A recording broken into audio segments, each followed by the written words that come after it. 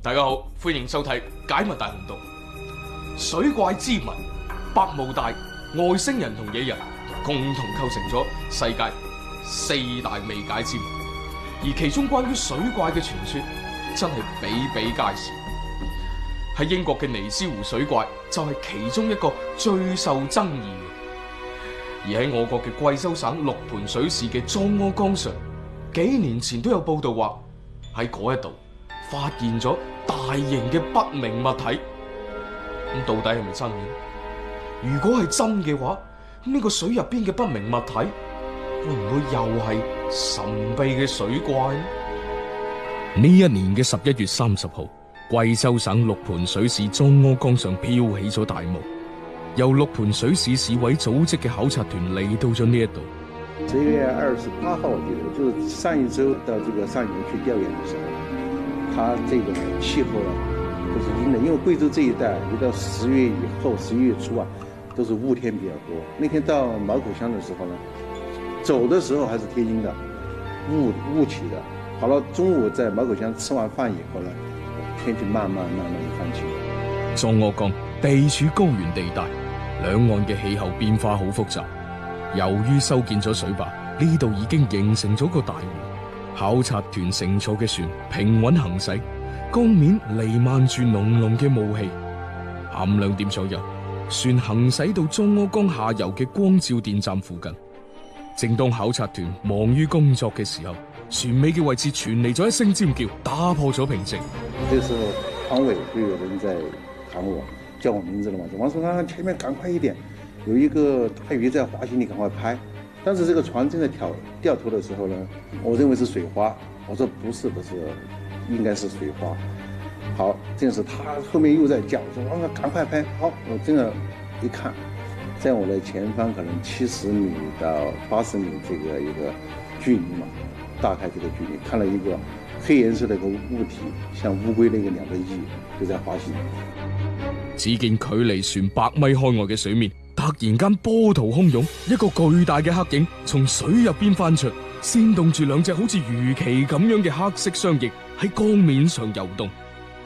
當時感覺它的很大，因為當時那個水花站起來，就很多感覺就是大的那種水花已經站起來以後，它的尾翼和身體就往前滑行，而且速度很快。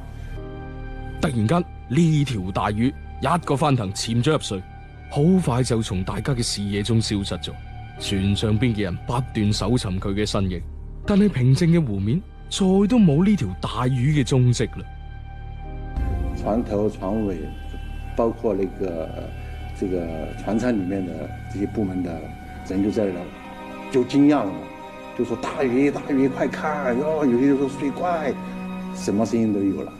後來在這時候呢，我就啪，也就是1分半鐘左右就把這個圖片拍完，這個東西就消失在水裡面去了。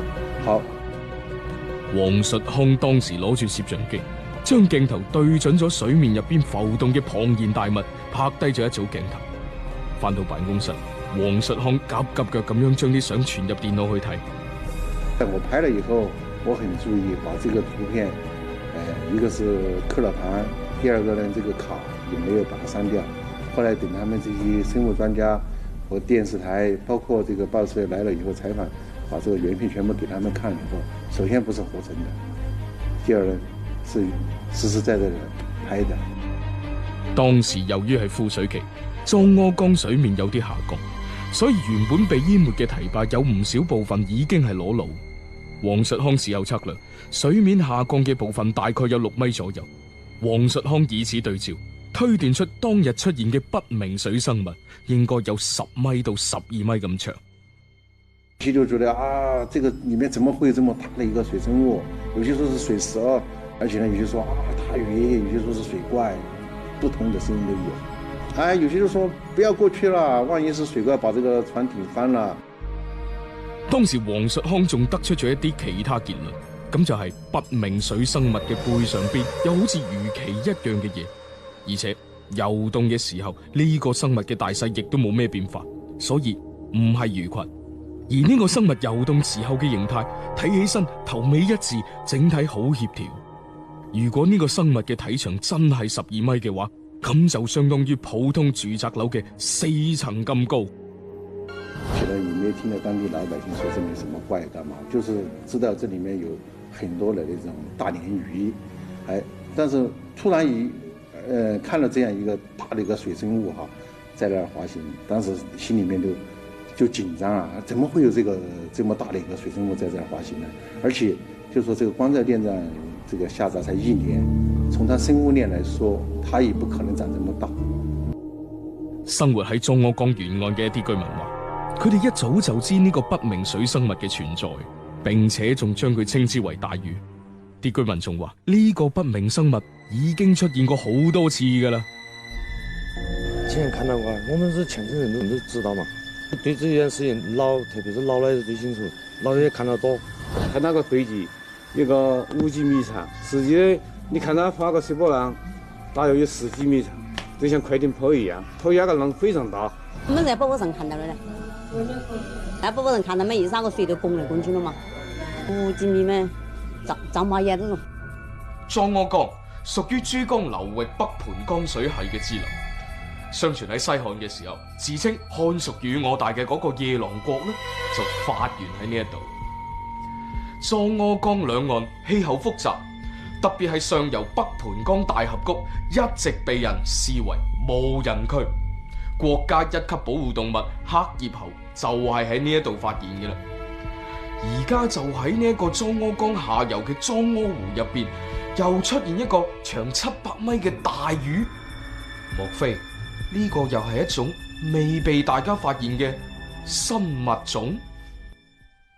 值得一提嘅係，莊柯江入邊嘅水其實以前並冇咁深，係幾年前當地政府決定喺莊柯江下游修建一個水電站，電站2007年建成，直到2008年先至開始儲水，咁樣先至有咗呢一個深不見底嘅水位。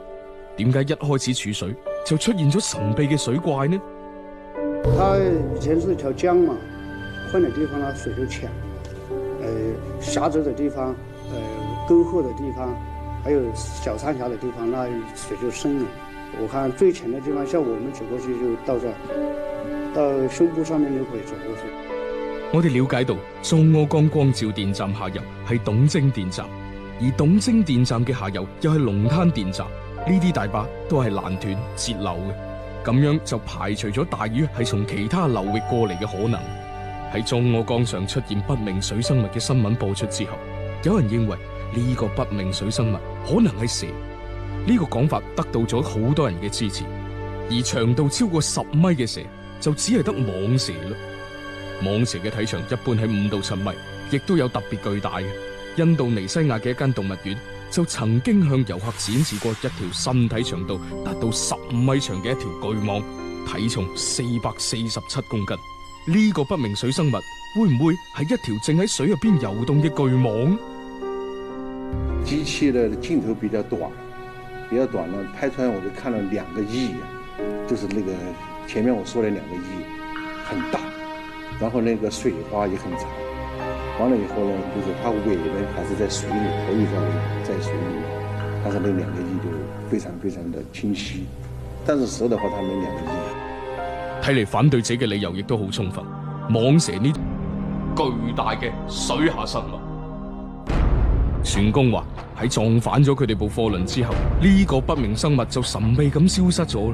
當大家問到呢個生物究竟有幾大嘅時候，船工就話當時自己太過慌亂，睇唔清楚，但仲係話俾大家知一個好重要嘅信息：呢艘貨船有近7米長，加上載滿晒嘅煤，亦都有好幾噸，所以呢個生物肯定好大隻。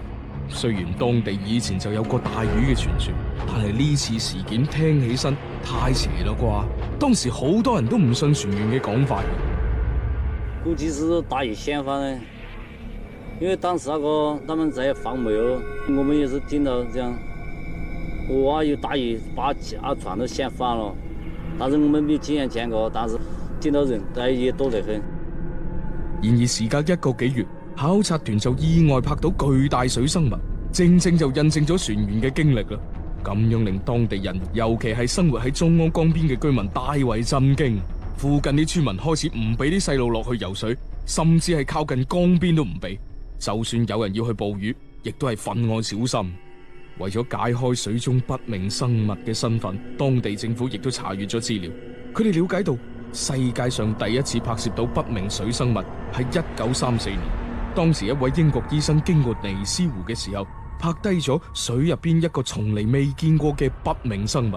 而喺我國亦都有發現不明水生物嘅報道，例如有人喺甘肅獵塔湖入邊用攝像機拍低咗一個忽隱忽現嘅不明生物。同樣喺新疆嘅喀納斯湖，從上世紀80年代起，陸續亦都有人喺嗰度發現咗巨大嘅不明水生物。2005年6月7號，一班嚟自北京嘅遊客喺喀納斯湖上邊坐船遊覽。當部船行進到三道灣附近嘅時候，離船200幾米遠嘅水面上突然激起1米幾高、20幾米長嘅浪花。岸邊呢，那時候就是一大排的那個浪，大家都在看，那時候喲，可能要過船了，因為我們當時是在一個彎道上嘛，就覺得可能是那邊要過船，打的那個浪花在岸邊，你說哎呀，可能要過船了，那等了一會兒，說船沒有來，你就說是不是要起風了呀？說沒有風啊，其實當時湖面風平浪靜。這個時候呢，就不知道誰冒了一句說：喲，是不是湖怪呀？一陣大浪湧過之後，大家發現遠處嘅水面下邊出現咗一個巨大嘅身影，而且呢個身影亦都喺度快速咁游向湖心方向。過咗一陣，原本連喺一齊嘅不明物體變成咗2個，一前一後喺水面下潛行。中國青年政治學院嘅老師李少玲及時咁拍攝咗呢啲畫面。大約2分鐘以後，2個不明物體隱身喺水底下，迅速咁消失咗。雖然查閱到唔少資料，但係莊柯江入邊嘅不明生物就顯得同以前所出現嘅又有啲唔同。佢全身漆黑，仲有一對魚鰭嘅。咁巨大嘅生物就喺當地從未有過文字記載，僅僅流傳喺大家嘅傳說之中。老百姓看到的時候都打電話給我，跟我說你們把手機把它拍下來吧。他們說我們手機拍不到，因為距離比較遠，都有6、70米嘛。那我們老百姓那手機的幾百千把塊錢的，那像素一是像素不高，二呢焦距不夠，所以老百姓根本拍不到那個視頻。我們趕來的時候早都走了。盧鴻信同莊柯江不明水生物就有過一次近距離嘅接觸。盧鴻信做船工已經有20幾年。喺某一日嘅下午，佢開船喺莊柯江上邊行駛，突然見到江面上游動住一條罕見嘅大魚。盧鴻信覺得好驚奇，即刻追咗過去，但係仲係遲咗一步。等佢靠近嘅時候，大魚已經潛入水中。聽到這船這發動機這聲音，我們講，那時候因為害怕，他就整體了，還有人浮水，滑向了湖，他聽到聲音，他也跑了。大家都對莊柯江入邊不明水生物嘅身份議論紛紛。通過資料，我哋初步分析，佢唔係魚類，唔係蛇類，亦都唔係兩棲類。莫非喺水入邊仲有啲乜嘢特殊嘅物種？在我們臨縣，就關嶺縣，那不是有個龍的化石吧？所以說，這個視頻出來之後，專家組聽他們有些討論，就是說這可能就是龍。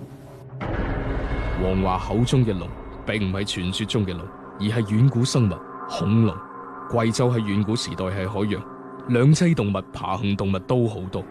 喺貴州一個叫做關嶺嘅山區，出土過一種珍貴之極嘅化石，係喺恐龍出現之前嘅2500萬年前就已經稱霸海洋嘅巨型怪獸羽龍嘅後代貴州龍，而且全世界僅此一處。呢種古老生物嘅化石最長嘅超過10米，亦都有奇嘅。從化石嘅形態嚟睇，同水怪好接近。一啲專家學者對呢一種古老嘅生物早有研究。貴州龍生活喺距今2億5千萬到2億年之間，早已經滅絕咗。喺全世界，完整嘅貴州龍化石亦都僅係喺貴州發現過。佢哋大部分時間生活喺水入邊。從化石嚟睇，貴州龍嘅骨骼同不明水生物嘅外形頗為相似，所以專家認為不明水生物就係遠古生物雲羽龍嘅後代。同時根據《徐霞客遊記》記載，廣西、貴州、雲南大部分都係暗溶地貌，而貴州地區更加係典型嘅喀斯特地貌。喺莊柯江嘅兩岸就有好多嘅暗河溶洞，只不過修建大壩之後就將佢哋全部淹沒喺水底。呢啲洞好巨大，係好多生物嘅樂園。專家認為，正係呢啲溶洞為疑似貴州龍嘅不明水生物提供咗生存環境。这些生物界介入进来，也做了一些推断。但是很多人认为贵州有贵州龙，盘县有鱼龙，会不会是他们的这个后裔的变种？